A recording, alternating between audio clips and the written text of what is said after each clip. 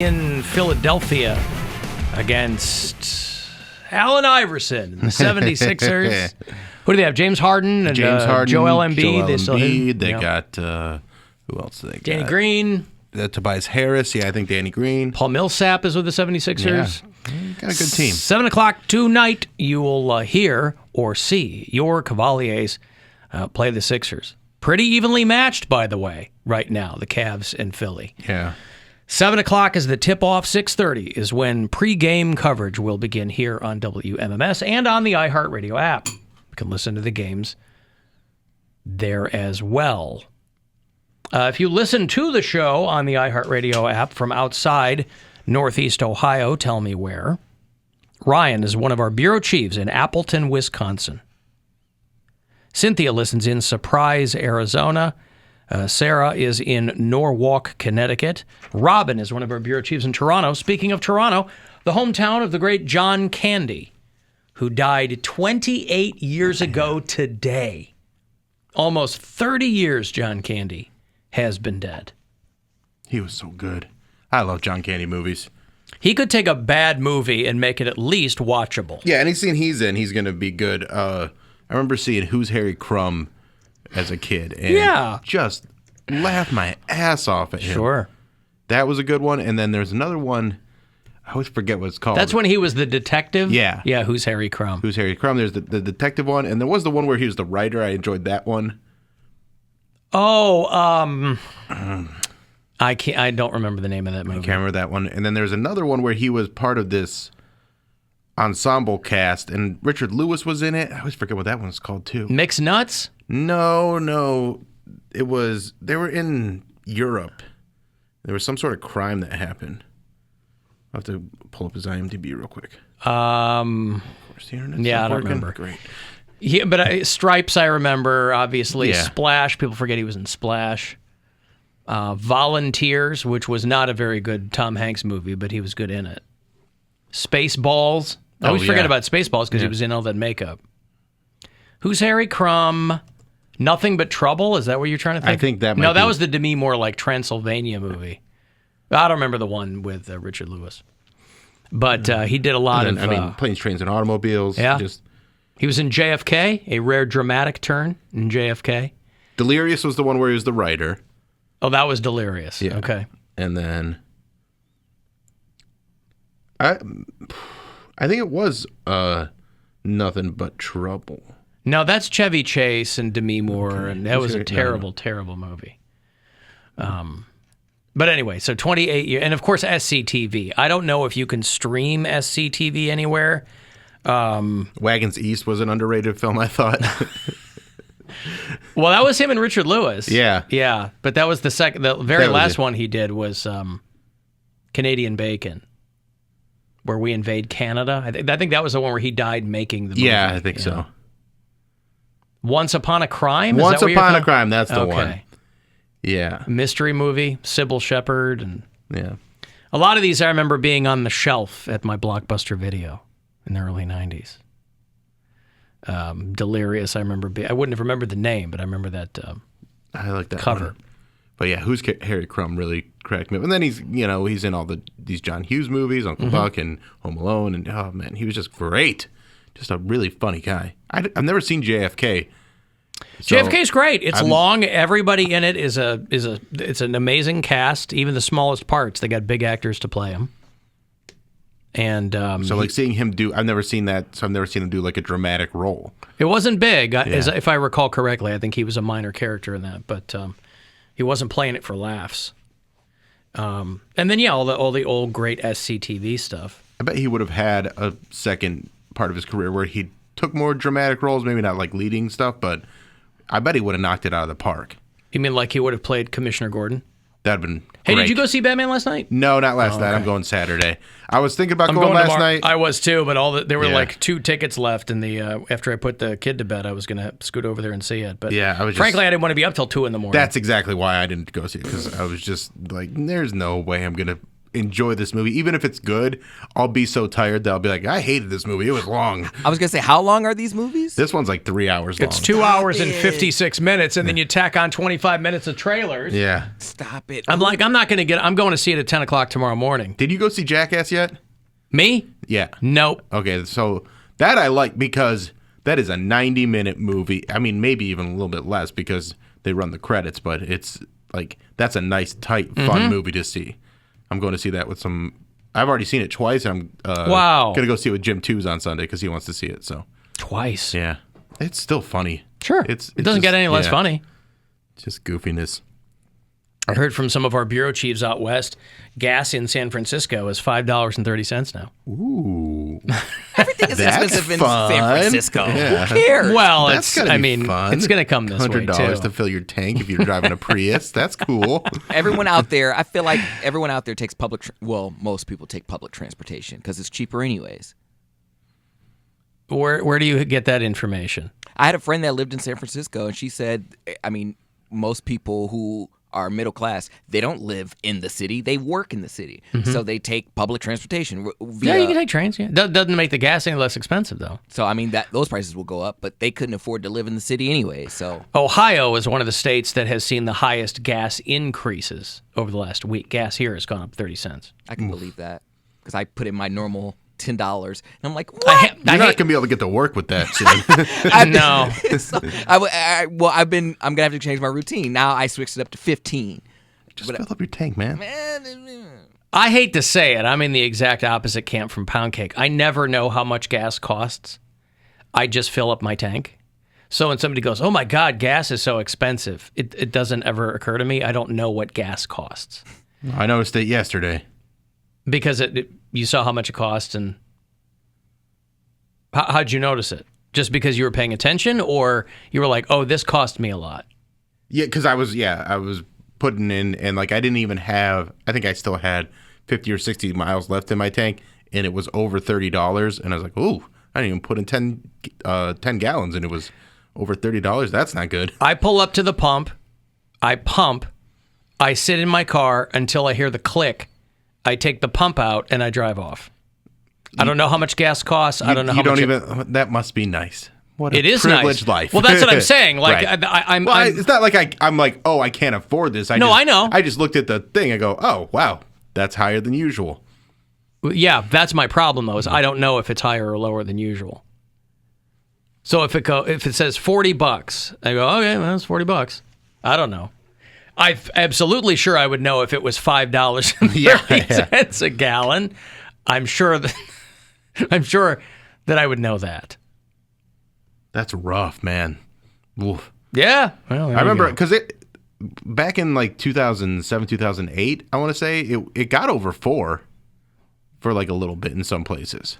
Yeah, I remember after like 9/11, I think it got real expensive, and then it got real cheap for a while, and then it gets whatever. I mean, it got real cheap if everybody wants to do another lockdown, it'll get cheap again. I'm okay. If we just stay off the roads, it'll drop back down to $2. Cheap. Yeah. I'm good with another lockdown.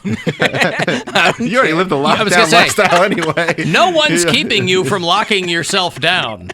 You can go into voluntary lockdown. A girl at work this morning asked me, she's like, any fun plans for the weekend? I was like, I'm on lockdown. She's like, huh?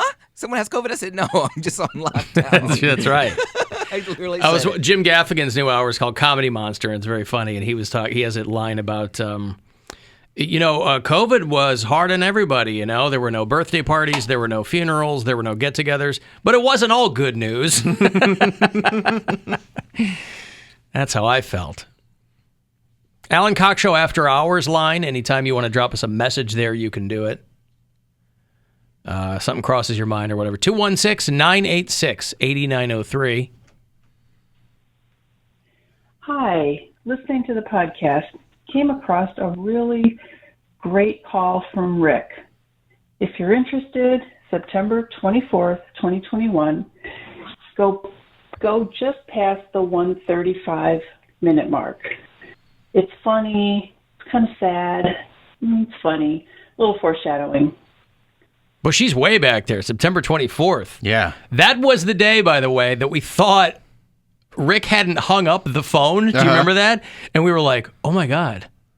Because we think that Rick has passed away. Yeah. We're pretty sure. Yeah, people keep asking me, oh my God, people who maybe haven't checked in a while. Although, by the way, we've been talking about this for a while, so if you're hitting me up going, oh my God, what happened with Ray? That means you don't listen very often, and I don't like talking to people who don't listen very often, so I'm probably not going to respond to you. That's just like my little thing.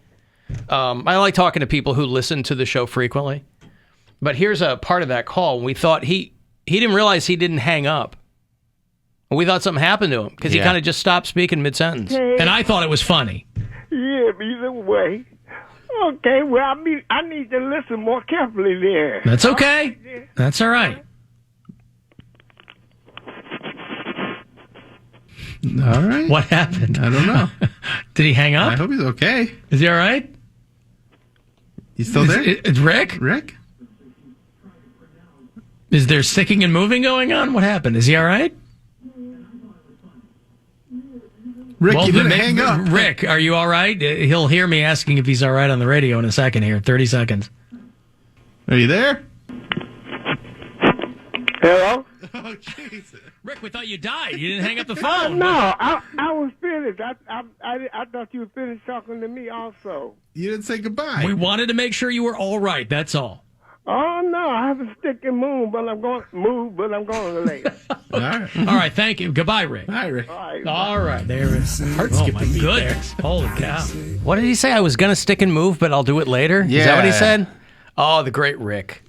R.I.P. Rick. Love that guy. Boy, she's back there.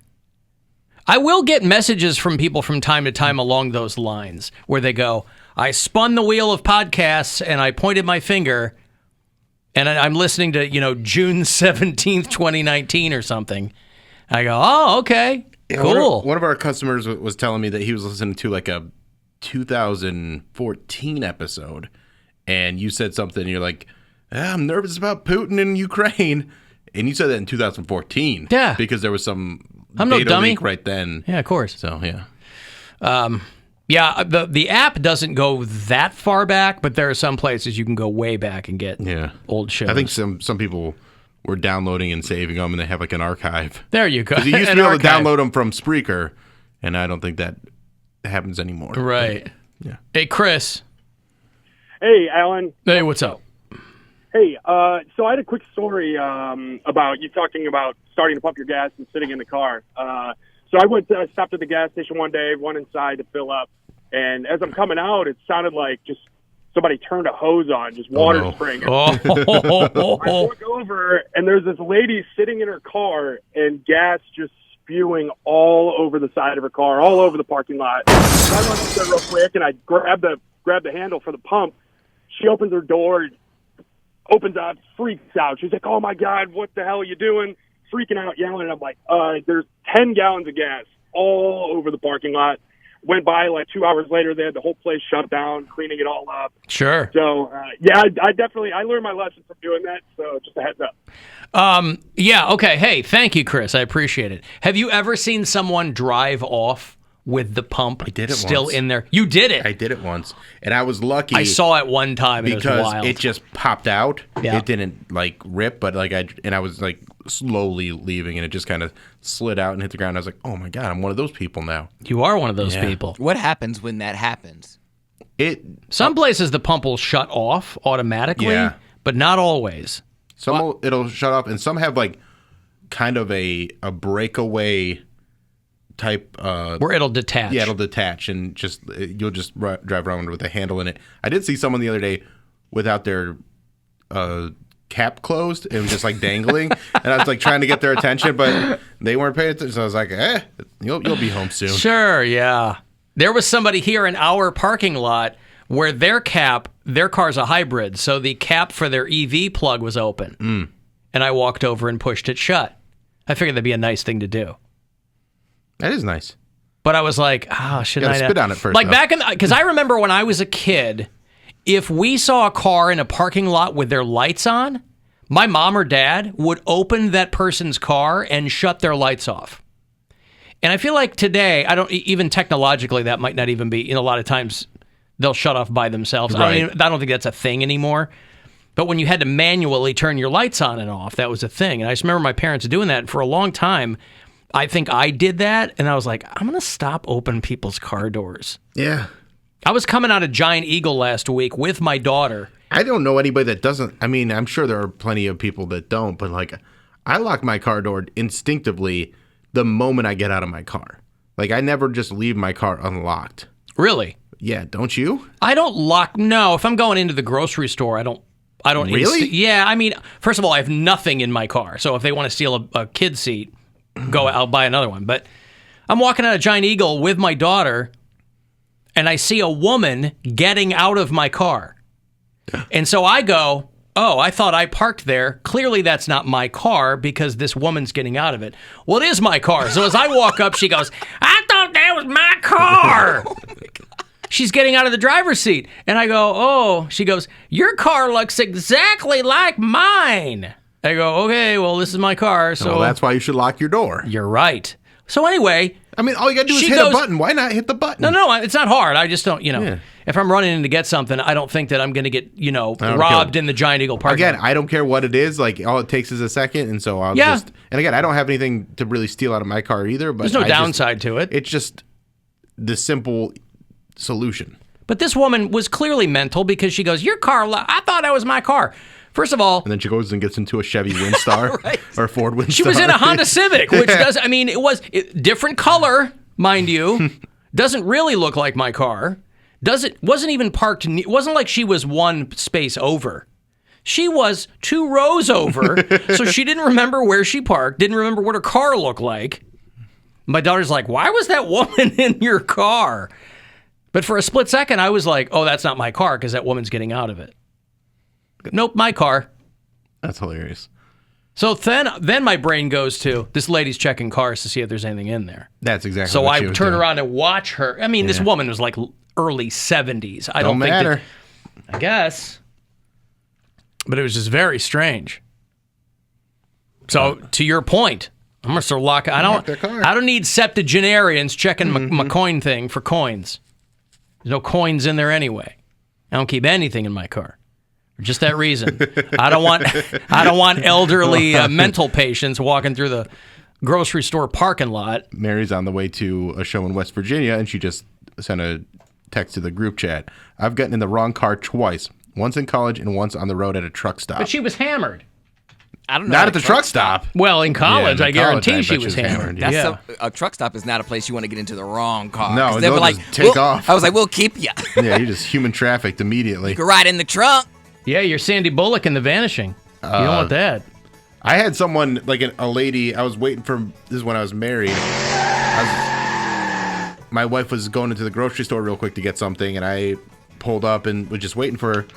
And some lady comes out and just gets in my car, and I was just like, how you doing? In the passenger seat. Yeah, the passenger seat. Riding and she's like, oh, you're not my husband. I'm like, I could be. Yeah! Baby, let's do it. Let's get out of here. I'll drop one, you drop one, okay? Yeah. It was funny, though. We'll call your husband, and I'll call my wife from the road. She was very startled. Yeah, so anyway, long story short, lock your cars. I followed this woman all the way home. I knocked her out with a ball peen hammer, and everything's fine. She's okay. I assume she's fine. I mean, Mary said she wasn't drunk. She just wasn't paying attention. Ah, I see. Okay. But if you've ever seen someone drive away with the pump still in their car, man, is that a fun day. That is the best thing you will see that day. I just really don't want it to be me, so I try not to laugh because what are the repercussions of that? Like, does the gas station like, oh, now you buy us a new pump. Now you do this. Now you do that. Do they call the police? If you destroy their property, yeah, probably. Yeah. Yeah, you probably have to file something with your insurance company or something. I don't know.